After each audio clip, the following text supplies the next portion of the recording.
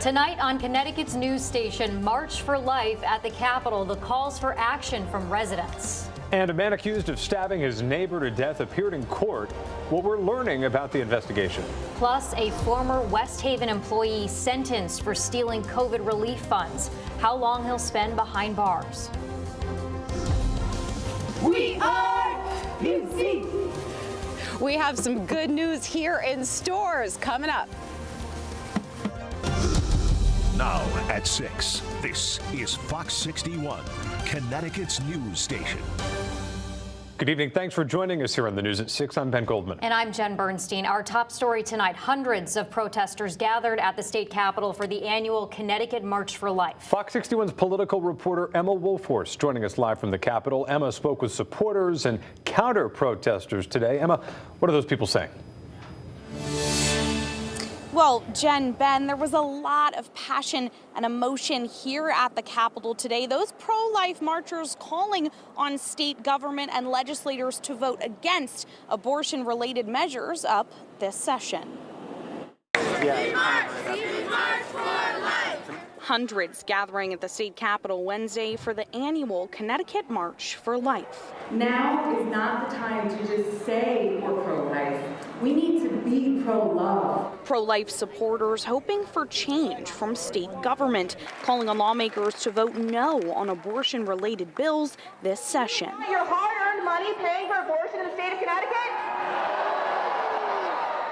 The right to an abortion protected in Connecticut state law for more than 30 years. But since the overturning of Roe versus Wade, this conversation has been front and center. Look, I think you know where I stand on a woman's right to choose. Some people want the government to make those decisions. I want families to make those decisions. I want women to make those decisions. A major priority for Lamont, keeping abortion safe, legal, and accessible in Connecticut. But some state lawmakers believe the legislature should focus on other issues. It is disheartening to hear that money will go to fund abortion for women who do not live in the state of Connecticut. I think that's been solidified. I think now we have to really shift into other things that really do matter. She's talking about a bill to cover the costs for out-of-state residents traveling to Connecticut for abortion care. McGee is a pro-life Democrat and says there are already taxpayers here in the state who need help. I'm pro-life for the whole life. I'm womb to tomb. I stand on a consistent life ethic. I think in creating a culture of life, people feel more secure and safe and empowered to, make a decision to choose life. And McGee tells me she's had a lot of productive, open-minded conversations with her colleagues on both sides of the aisle this session. As for that bill that would cover the cost of those traveling to Connecticut to access abortion care, well, the deadline is tomorrow for the Human Services Committee to vote to advance it. For now, live at the Capitol, Emma Wolfhorst, Fox 61. Connecticut's news station. Emma, thank you. New dash cam video tonight after 5 teens were taken into custody after East Haven police say that they were caught in a stolen car. Police releasing the dash cam footage from the arrest. The car appears to end up at a dead end, then turns around and hits several cruisers in the process. The car eventually broke down and the teens were arrested. Joseph Malillo Middle School and the East Haven Academy were put into a brief lockdown during the incident as a precaution. All right, turning to the weather now, another warm and beautiful day outside. Finally, feeling like spring here. Chief Meteorologist Rachel Frank joining us now. The sun going away for a little bit here. Hi, Rach. Yeah, we have a few showers to track for tomorrow, but in the meantime, yeah, spring is definitely here. Highs today, the warmest they have been so far this year in the Hartford area, climbing into the mid-60s. Definitely feeling cooler at the Connecticut shoreline. The reason why is because the water in Long Island Sound is so chilly this time of year, so any component of the wind off of the water makes you really feel that difference. But still, even at the beach is a nice day. 55 now in Meriden and also for Windham. 53 the current temperature for the New Haven area. And here's a look at those winds blowing out of the south, anywhere between about 5 to 15 miles per hour. So more clouds out there for us tonight. There is a chance for a couple of showers as we head towards daybreak. Also a chance for some patchy fog overnight as well, but it stays mild. Our low temperature tonight will be near the average high temperature temperature for this time of year. Tomorrow, a lot of clouds, but it's still mild with temperatures climbing into the upper 50s to around 60. We'll have one chance for a shower in the morning, a break in the action, then another window for showers in the afternoon and into the early evening. Following that, it's dry on Friday, but a cold rain heading into the weekend, maybe even a few snowflakes. We'll talk about it coming up. Thank you, Rachel. Well, for the first time in nearly 10 years, residents of the sleepy suburb of Wilton woke up to news of murder. Now it'll be up to the courts to determine if it was violent, unprovoked assault or self-defense. Fox 61's Matt Caron's in Stamford tonight with the details. Well, today here in Stamford Superior Court, a judge found 31-year-old Sebastian Andrews to be such a danger to the community that his bond was doubled to $2 million.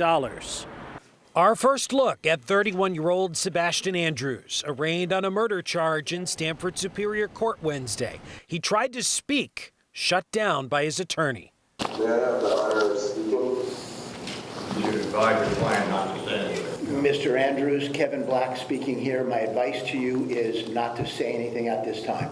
It was here in the remote woods of Wilton on Patrick Lane, where Andrews is accused of killing his neighbor Tuesday morning.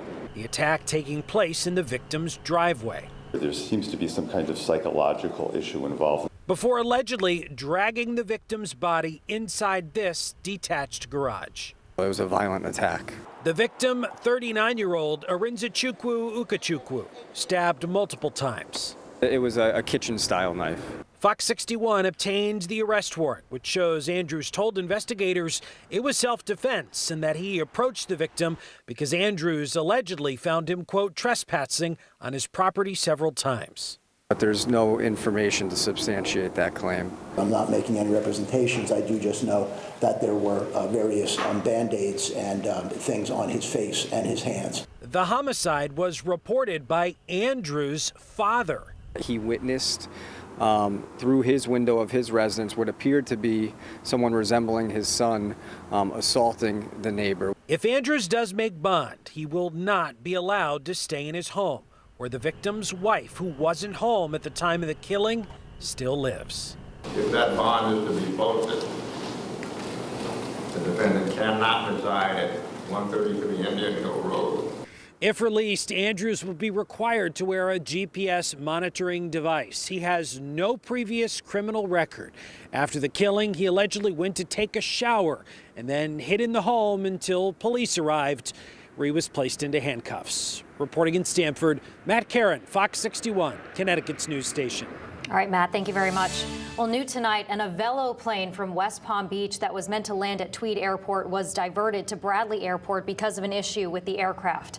Avelo Airlines tells us the plane had an issue with its hydraulic system. As a precaution, the flight diverted to Windsor Locks, where it landed without any issues. None of the 176 passengers or 6 crew members were injured. And new tonight, a man wanted in Connecticut has been taken into custody in New York. Officials say Louis Mignaya shot several bullets at his ex-girlfriend's home in New Britain last month and then left the scene. He was found in the Bronx today and taken into custody. Police say Mignaya has 7 arrest warrants ranging from assault on police to sexual assault out of Connecticut. He's currently awaiting an arraignment in New York and pending extradition back to Connecticut. In North Haven, police are looking for a trailer stolen from the North Haven school system. Police say this tan GMC Sierra pickup truck entered the middle school and the high school campus and stole the white utility trailer that had all the lacrosse equipment for the North Haven athletics. If anyone has any information, contact North Haven police. Former West Haven official John Bernardo has been sentenced to 13 months in prison for his COVID-19 relief fund fraud. He and several others are accused of misusing and mishandling hundreds of thousands of dollars in federal money that was allocated to the city to be used for COVID-19 relief purposes. Bernardo is accused of forming a group that received more than $600,000 of that federal money for services that were never provided. New tonight, the old Hamden Middle School is being torn down and replaced with an arts and cultural center. The funding is coming in from $5.4 million from a community investment fund. The structure will be demolished, cleared, and then a new building will be put up that leaders say will have the community in mind. Those who support the project say that this has been needed for years now. because it has been one crying out in need for a long time, and as the mayor said, it has become a site of a blight and an eyesore and also an environmental disaster for a very long time. The project will take place over the next 5 years.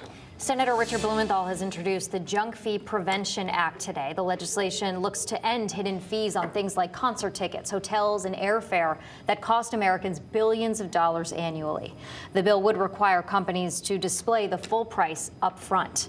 In a statement, Blumenthal says our bill will help end this price gouging, forcing full disclosure up front and restricting abusive fees. It will mandate basic common sense, fairness, and transparency, which consumers rightly demand and deserve. Wethersfield police still looking for a man tonight who carjacked a woman yesterday afternoon. It happened at an apartment building on Executive Square. Police say that the thief pushed the woman out of the car before driving off. That woman told Fox 61 that she has some bruises, but otherwise is okay. But she's not the only one who was shaken up by all this. Well, it's scary, close to home. You never would think something like that happens, but it does. Hartford police eventually found the car abandoned 7 hours later. They do want to remind people out there to be aware of their surroundings and are asking all of you to look out for one another. A big send-off for the UConn women's basketball team today in stores. The team heading off to Seattle after advancing to the Sweet 16. Fans were there to hype up the team and wish them luck in the next game. Coming up at 6:30, Fox 61's Samaya Hernandez is going to break down how that send-off went. We wish them luck.